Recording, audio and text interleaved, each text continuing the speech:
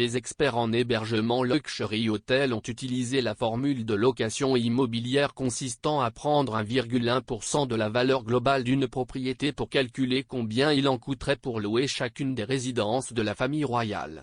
Leur analyse estime que pour louer la maison londonienne du prince William et Kate, duchesse de Cambridge, pour une seule année, vous devrez débourser 19,4 millions de livres sterling. Le palais de Kensington, dans le centre de Londres, comprend plusieurs ailes et appartements royaux, qui ont abrité de nombreux membres de la famille royale au fil des ans, dont la princesse Diana. Le duc et la duchesse de Cambridge vivent dans l'appartement 1 lorsqu'ils ne séjournent pas à Amé Hall, leur manoir de campagne à Norfolk.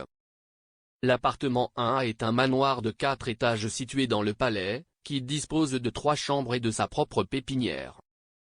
Selon l'étude, elle se classe au 5e rang des résidences royales les plus chères à louer. Le palais de Buckingham est en tête de liste des résidents royaux les plus chers à louer.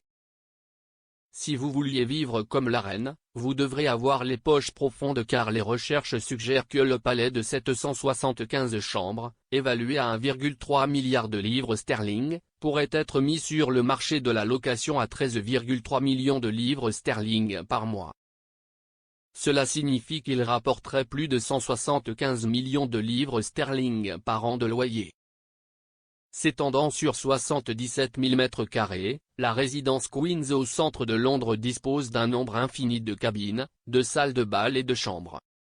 CST également le site qui abrite le célèbre balcon sur lequel la famille royale se rassemble pour accueillir les foules lors d'événements majeurs, notamment Trooping the Colour et les mariages royaux. Les données ont révélé que, après Buckingham Palace, Highgrove House, Sandringham House et le château de Windsor seraient les maisons royales les plus chères à louer. Le château de Windsor, où la reine a passé Noël pour la 2e année consécutive, coûterait 10,4 millions de livres sterling par mois à louer et 125 millions de livres sterling par an. La résidence royale de Berkshire s'étend sur plus de 54 000 m² et compte près d'un millénaire d'histoire et d'architecture royale.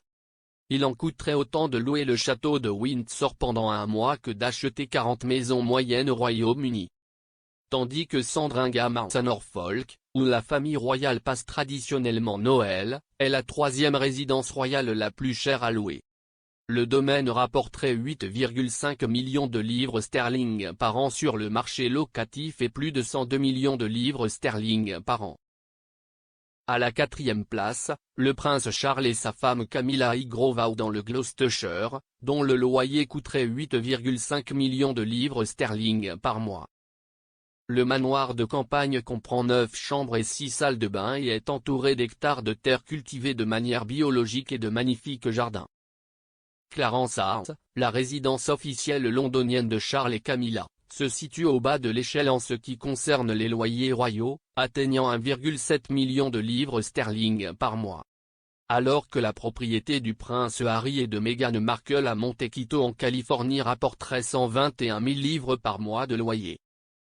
En plus des 9 chambres de la propriété, la maison du duc et de la duchesse de Sussex dispose également d'une salle de sport et d'un spa avec son propre sauna, un home cinéma, une arcade et une salle de jeu. Un porte-parole de Luxury Hotel a commenté les conclusions: chacune des propriétés royales a une immense valeur historique et esthétique, représentant des décennies, parfois des siècles, de tradition et de culture royale. Les résidences royales sont finalement inestimables en raison de leurs histoires éminentes et des personnes très célèbres qui ont vécu dans leurs murs, et les sommes stratosphériques que des domaines tels que le palais de Buckingham et le château de Windsor rapporteraient sur le marché de la location reflètent à quel point ces propriétés sont importantes pour la culture et l'histoire de la nation.